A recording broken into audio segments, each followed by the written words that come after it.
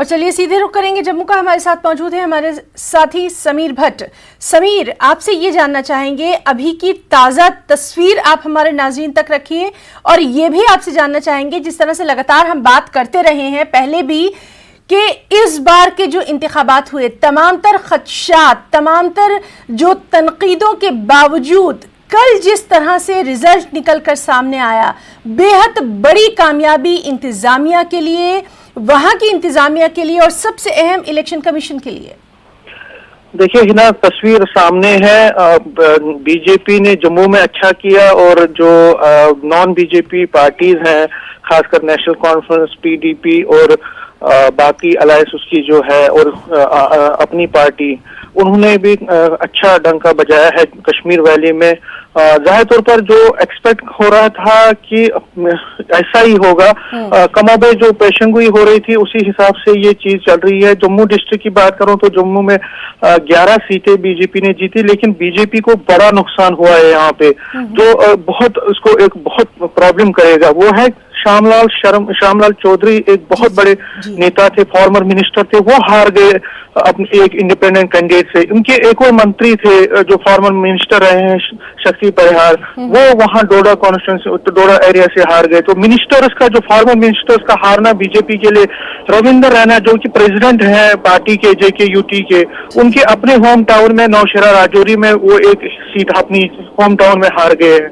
तो कहीं ना कहीं बीजेपी के लिए खुशी की बात है कि वो सिंगल लार्जेस्ट पार्टी के तौर पर उभरी है, लेकिन पार्टी के लिए एक कंसर्न ये है कि कई उनके जो नेता है, जो फॉर्मर मिनिस्टर्स हैं, वो चुनाव हार गए हैं। फॉर्मर मिनिस्टर का DDC पोल में हिस्सा लेना और उसके बाद हारना कहीं ना कहीं पार्टी के लिए बहुत नुकसान है। हालांकि पार्टी ये दावा कर रही है कि उन्होंने एक बड़ी पार्टी के तौर पर अपनी यहाँ पे बनाई, और कश्मीर वैली में जिस तरह से उन्होंने सीटें जीती हैं, तो वहां पे वो अपना फुटप्रिंट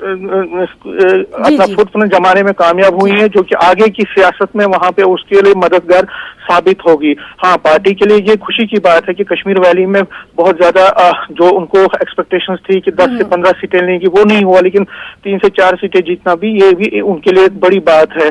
कुल मिला के देखें तो हर एक पार्टी अब इस पे पूरा देखेगी कि कहाँ गलतियां हुई। कांग्रेस को ये देखेगी कि किस तरह से उनको इतनी कम सीटें मिली है। जम्मू में जो स्ट्रांग होल्ड रहा है उनका, एक भी सीट यहाँ जम्मू डिस्ट्रिक्ट में नहीं मिली है। इस तरह उधमपुर में वो साफ हो गए, सांबा में कुछ नहीं मिला, कठुआ में कुछ नहीं मिला, रियासी में कुछ नहीं मिला, कुछ सीटें राजौरी, पुंछ और जो चिनाब वैली में उसको मिली है। लेकिन समीर, ये तो रही पार्टियों की बात। जिस तरह से हम बात कर रहे हैं कि बहुत ही कामयाब तौर पर इन इंतखाबात का इनेकाद करवाया गया और ये बात सभी मान रहे हैं, सियासत से परे ये बात देखी जा रही है। बिल्कुल खिना, आपने बिल्कुल सही बात कही। ये बिल्कुल मैं आपको बता दूं, जब ये इलेक्शन का अनाउंसमेंट हुआ तो दो चीजें बहुत जिसपे सस्पेंस बना हुआ था और जिसमें लग रहा था कि डर लग रहा था एडमिनिस्ट्रेशन को। एक तो जो गवर्नमेंट को लग रहा था कि हो सकता है कि जो इलेक्शन कमीशन को लगता था कि कहीं ना कहीं जो पॉलिटिकल पार्टीज हैं, मेन अपोजिशन पार्टी जैसे PDP, NC, पता नहीं वो इसमें इलेक्शन में हिस्सा लेंगे भी कि नहीं लेंगे, क्योंकि उनको बहुत उस टाइम एक सस्पेंस बना हुआ था उनके अंदर कि क्या वो इलेक्शन में लेंगे। उन्होंने इलेक्शन में हिस्सा लिया और उसके बाद जो सबसे बड़ा चैलेंज था मौसम, क्योंकि बहुत सर्दी है। 7 बजे से जब वोटिंग आप शुरू कर रहे हैं सुबह, तो 2 बजे तक खत्म कर रहे हैं, तो यहाँ जो जम्मू कश्मीर में जो सर्दी का लेवल है इस दिसंबर और जनवरी में बहुत ज्यादा होता है, न सिर्फ कश्मीर वैली में बल्कि जम्मू में। तीसरा था कोविड का, जो सोशल, जो कोविड की, कोरोना की जो प्रॉब्लम है वो जम्मू कश्मीर में बहुत ज्यादा है। यहाँ अभी भी बहुत सारे केसेस आ रहे हैं। आज भी आपने देखा मदन लाल शर्मा जो कांग्रेस के फॉर्मर MP रहे, मिनिस्टर रहे, उनको भी कोविड की वजह से उनकी डेथ हो गई आज। तो कहीं ना कहीं कोविड का एक बहुत बड़ा चैलेंज जम्मू कश्मीर में बना हुआ, तो उसमें ये इलेक्शन करवाना, तो और दूसरा था सिक्योरिटी, जो सबसे बड़ी बात थी सिक्योरिटी, क्योंकि पॉलिटिकल एलिमेंट्स पर जब लगातार हमले हो रहे थे पिछले 1-1.5 साल में हमने देखा, तो उस दौरान ये इलेक्शन करवाना एक बड़ा चैलेंज था। सरपंचों पे भी बहुत अटैक हुए हैं, उनकी किलिंग्स हुई है, उस दौरान ये DDC इलेक्शन करवाना।